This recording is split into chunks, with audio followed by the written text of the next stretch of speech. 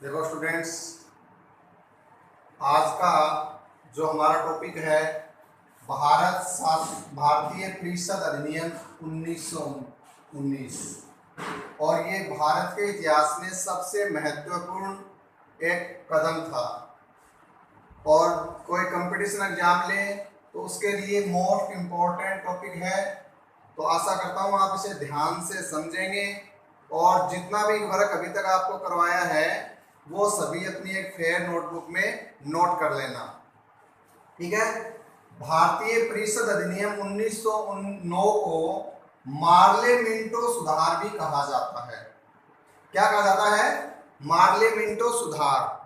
अब इसको Morley Minto सुधार क्यों कहते हैं? क्योंकि इस सुधार के लिए जो मार्ले और मिंटो थे, तो आपको मैंने पिछले वीडियो में बताया था कि सबसे ऊपर ब्रिटिश सम्राज्ञी होती थी या ब्रिटिश सम्राट होता था, उसके नीचे भारत सचिव होता था और भारत सचिव के नीचे वायसराय था। तो यहाँ मार्ले है वो तो भारत सचिव था और मिंटो है वो था वायसराय। यानी लॉर्ड मार्ले और लॉर्ड मिंटो भारत सचिव और वायसराय थे, ठीक है। अब प्रश्न उठता है कि इस अधिनियम को पारित करने की आवश्यकता क्यों पड़ी? आप जानते हो 1905 में एक घटना हुई भारत के इतिहास में, बहुत ही महत्वपूर्ण घटना थी। और वो घटना क्या थी? बंग विभाजन, यानी बंगाल का विभाजन। बंगाल का क्या कर दिया गया? विभाजन। पूर्वी बंगाल और पश्चिमी बंगाल, जो आज बांग्लादेश है वो पूर्वी बंगाल बना और आज अपना भारत का जो पश्चिमी बंगाल स्टेट है वो पश्चिमी बंगाल बना, ठीक है।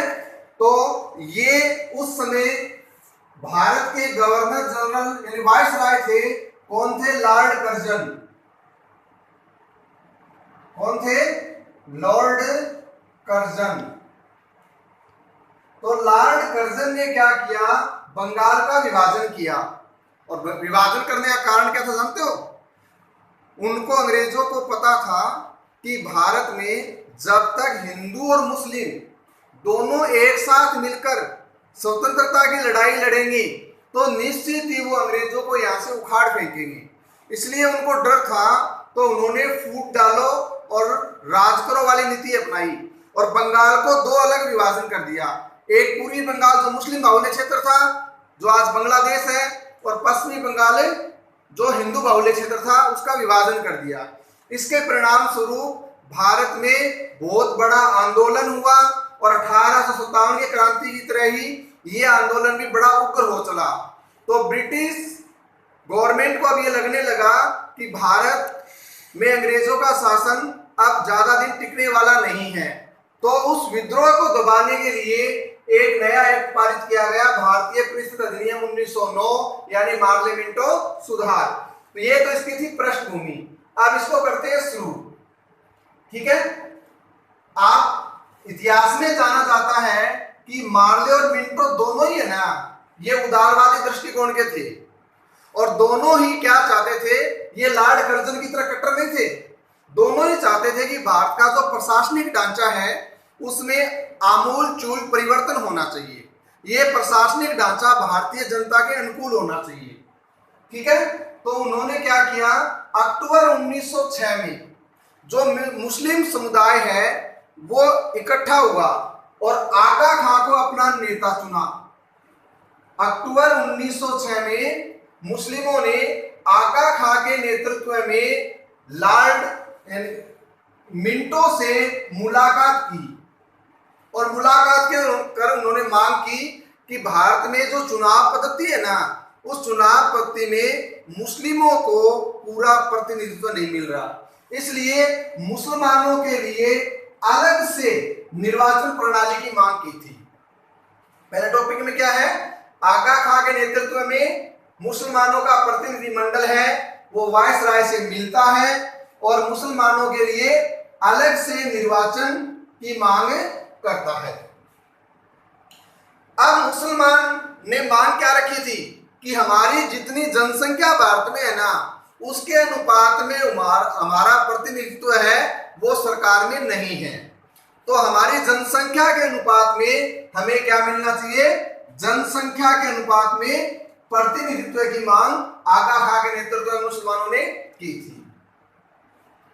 अब इस मांग के फलस्वरूप अंग्रेज तो जानते ही थे कि भारत को आपस में लड़ा दो, हिंदू और मुसलमान दो संगठन बना दो और ये हमेशा के लिए लड़ते रहेंगे और हम इन पर शासन करते रहेंगे।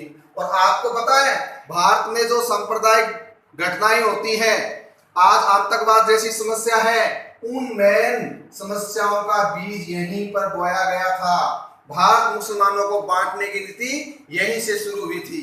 चाहे आज अपने आतंकवाद की समस्या देख लो, चाहे जेएनयू में मुसलमानी छात्रों का प्रदर्शन देख लो, चाहे शाहीन बाग देख लो, चाहे आज ये जमात का जो मामला लॉकडाउन में चल रहा है, ये सारे मामले मुसलमानों में कट्टरता भरने वाला कौन था? ये लॉर्ड मिंटो सुधार था। तो लॉर्ड मिंटो और मार्ले ने विचार किया कि मुसलमान अलग से प्रतिनिधित्व की मांग कर रहे हैं, तो इन्होंने इनको एक लालच के रूप में एक टुकड़ा डाल दिया और विधान परिषद है ना, विधान परिषद में सदस्यों की संख्या है वो बढ़ा दी गई थी। ठीक है। और भारत में पहली बार जो चुनाव हुए थे वो सांप्रदायिक आधार पर हुए थे, यानी मुसलमानों को अलग से सीटें दे दी गई, जहां पर आज जिसे रिजर्वेशन कहते हैं ना, कि उन सीटों पर केवल मुस्लिम ही चुनाव लड़ सकता है और कोई नहीं। तो इस आधार पर भारत में पहली बार सांप्रदायिक आधार पर निर्वाचन हुआ था मार्ले मिंटो सुधार के कारण। मार्ले मिंटो को भारत का सांप्रदायिक निर्वाचन के जनक के रूप में, मोस्ट इंपॉर्टेंट क्वेश्चन है, भारत में सांप्रदायिक निर्वाचन का जनक किसे जाना जाता है? मार्ले मिंटो सुधार को। भारत में सांप्रदायिक का मतलब मुस्लिम और हिंदू संप्रदाय के आधार पर निर्वाचन का जनक कौन है? Morley Minto. गवर्नर जनरल की कार्यकारिणी में भारतीय सदस्य नियुक्त करने की व्यवस्था की गई थी।